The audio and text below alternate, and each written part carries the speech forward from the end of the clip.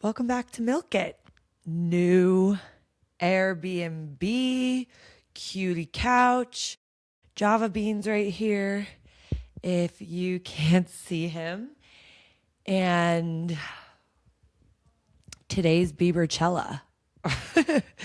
Or last night was Biebercella. So this episode, I'm going to talk about some Airbnb drama that I had and then just some of my thoughts on Coachella. I'm having major FOMO.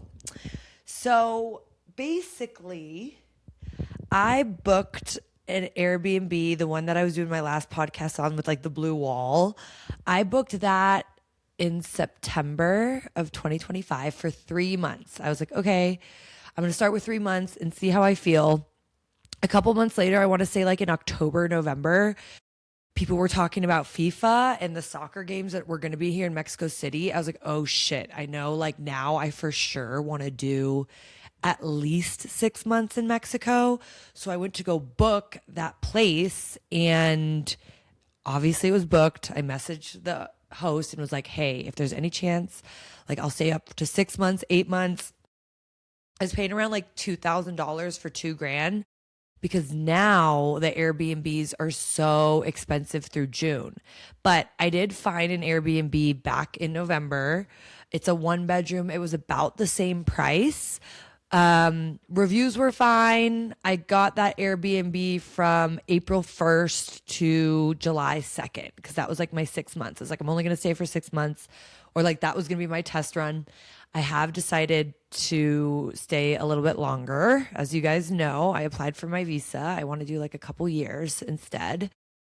But anyway, about a week before I was going to move out of the 2 bedroom, I was like, okay, like let me start getting excited for the new Airbnb. And I read the reviews, and there were 3 reviews that were like, this place smells musty, there's mold.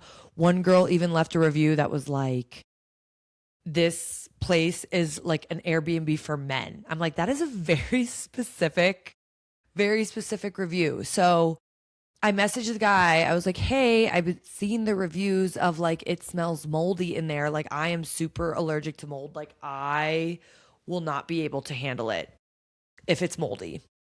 He's like, no worries. That was just from like one disgruntled guest. Like I'll take care of it. Nah. And I was just like, okay, like again, I'm getting ahead of it. I check into this Airbnb. It's on the bottom floor of a very old building. The bottom floor is just like dark and musty already. Like, honestly, it kind of felt like an alley. And after talking to some other people here in Mexico, they're like, yeah, you kind of come across places like that here. So I open the door. It has like a little corridor and then into the living room, and it smells so musty. I'm like, oh my God, I don't know if it's gonna work. On top of that, all the furniture was like old and broken. Both faucets were broken, whatever it was. Like everything was just old, and you could just tell like they weren't taking much pride like in the Airbnb. They were like, "Oh, it's in the best spot." I will say the street it was on was like is like my favorite street next to my favorite sushi place. So I was really excited about that, but location did not matter because this place was gross.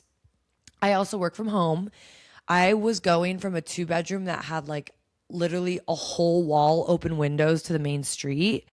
This was like it had a patio, but um it was just like so dark in there. None of the windows opened. I'm like, no wonder it smells so musty. It was just like so gross. I did like message him. I was like, hey, it's I got here, like it smells gross.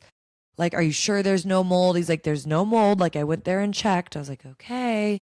I did open like the window to the patio, but the patio was also like I was on the bottom floor in the corner, and the patio was like in the middle where like all the other buildings, it was like a 4-story building, can look down. I was just like, that's not ideal. But I kept going back and forth. I was like, I don't know if I'm just being like a bratty American or what. So I was like, okay, like let me like give it a couple days. I was buying incense, I was buying candles, I was like doing everything we can. put the fan towards the front door, like trying to fan it out. Like I really smelled the musty mold in that corridor area. And it was like flooring, like vinyl flooring. And I decided to message Airbnb because if you guys know, I am also an Airbnb host. Somebody has complained about mold before and it was like right away they like took care of it. For some reason, they kind of were giving me the runaround. So I called Airbnb. I worked there for a couple days. I honestly was like, I feel depressed in this apartment. Like legit, I was like, I need to move back to America. Like, this is not going to work. Like, it was just so dark and gross. And then I felt bad because Java was like sitting in there all day. I'm like, is his little lungs going to be okay?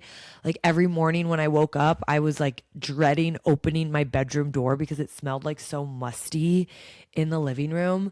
So I called Airbnb. I was like, hey, it smells like mold. Like, I feel sick. I'm getting headaches, blah, blah, blah. They were like, okay, well, is there any pictures of the mold? And I'm like looking around. I'm like, I can't find picture. Like, I don't see mold for you guys, but like, oh, hey, baby. I was like, I can't see mold, but I was like, it is here. I smell it. Like, I am pretty sure it's under the baseboards. I was like talking to ChatGPT, and ChatGPT was like, it's probably under these baseboards. It was just so gross. I imagine last year, apparently, Mexico City got a shit ton of rain, and it's on the bottom floor, and literally even under the front door, there was like space. I was like, water definitely came in here. Sorry. I can't handle my son. So they were like, we need pictures. I'm like, fuck, well, I don't have any pictures. So I'm trying to figure it out. I shower and the whole bathroom gets like wet on the floor from the shower. I'm just like, the curtain isn't working. Again, this guy like very cheaply decorated this Airbnb. So then I'm like, wait, let me look under the sink. I go under the sink, you guys, and there is so much mold, which made sense. I was also closing the bathroom door. There was so much mold under the sink. I was like, I literally just started crying. I was just having like a fucking meltdown, to be honest. So I take pictures of the mold. I sent it to the guy. I was like, okay, here's the mold. Basically, he's going back and forth with the host, and the host is like, well, she signed up for 3 months. I'm like, oh my God, like, I can't believe I signed up for 3 months. Luckily, you only pay the first month. So I like dished out $2,000.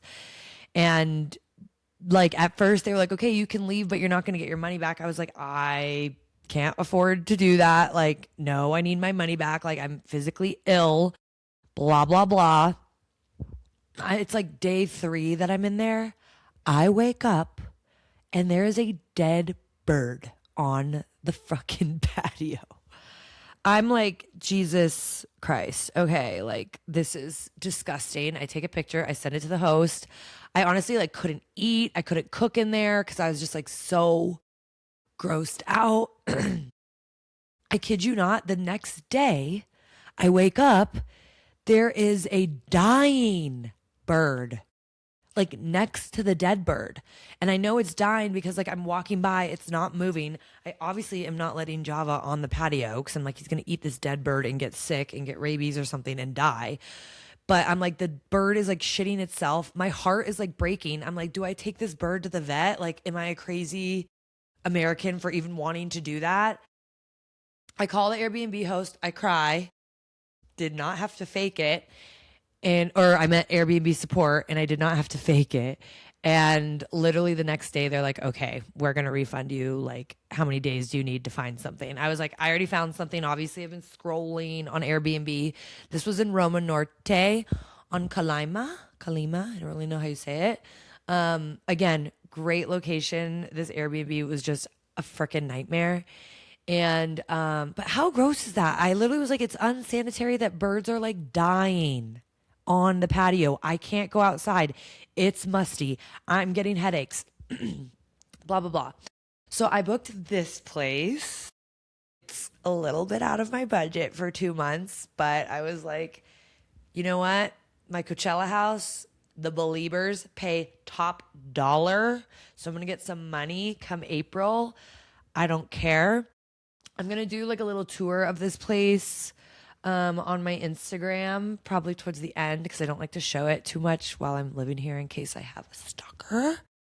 But it's called, well, it's kind of like a hotel. It's in Condessa. I'm not gonna exactly say where it is, but it's like very hotel vibes. It actually reminds me a lot of my Long Beach apartment. It's like maybe even a little bit bigger, but still tiny.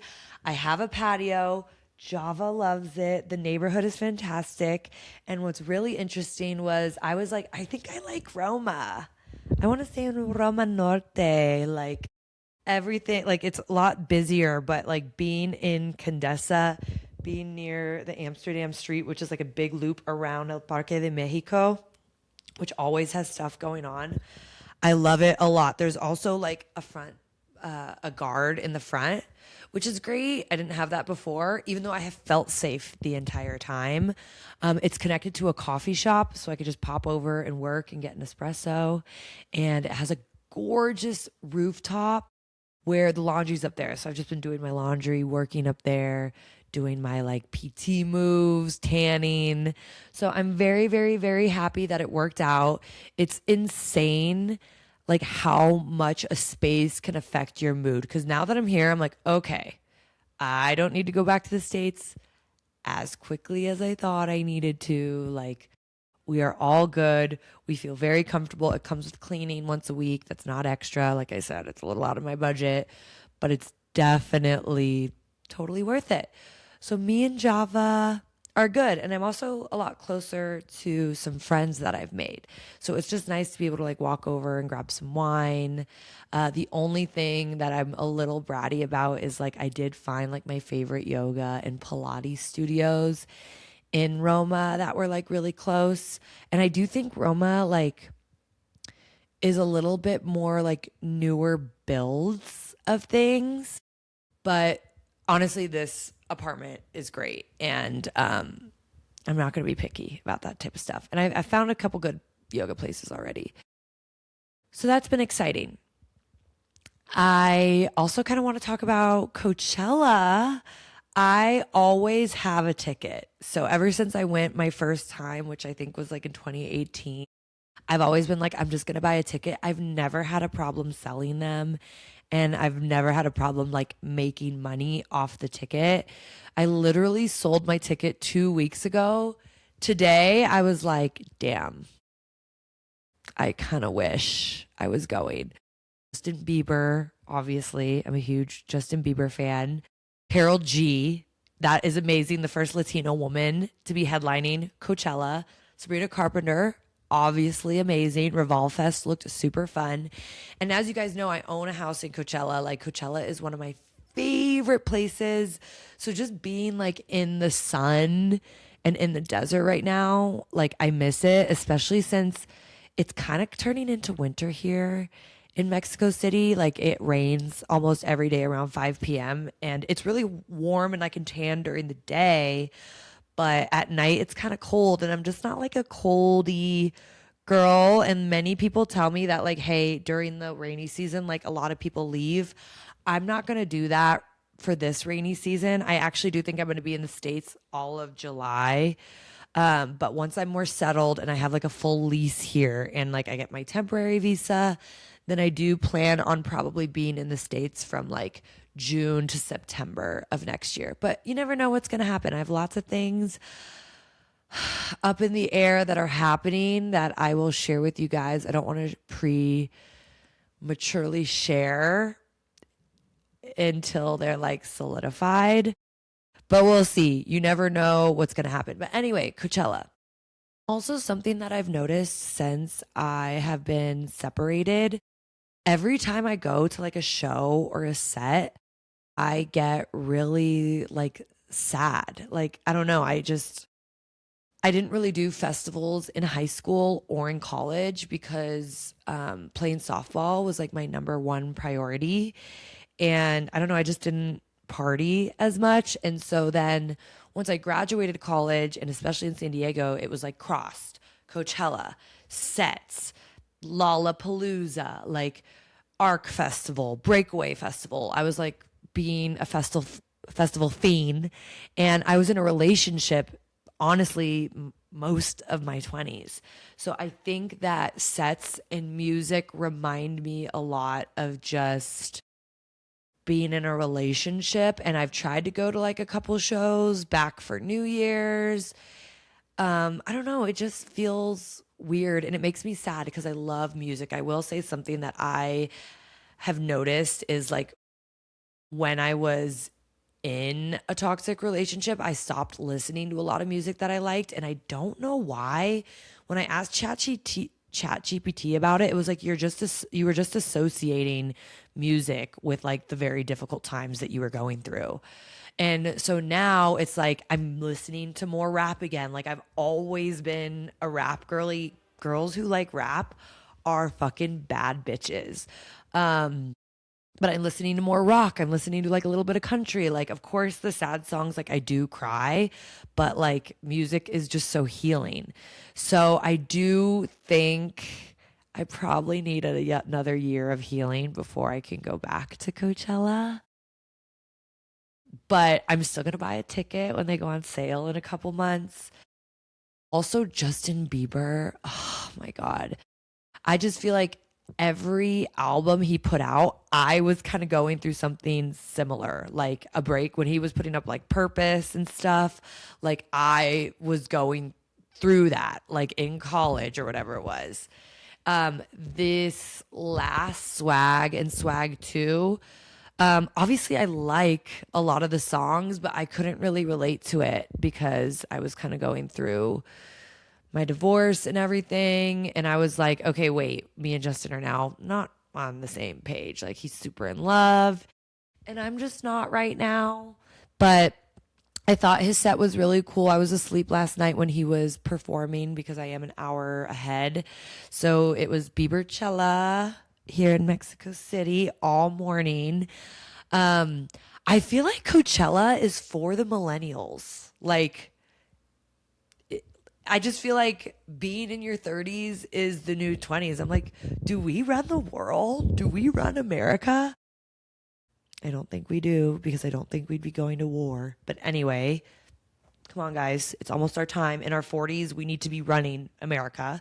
But anyway, I just thought it was super cool how he was just like screen sharing his MacBook up to the stage and doing like his old songs. Like, it's just like such a like chill vibe. And I feel like that's the vibe that we're on right now.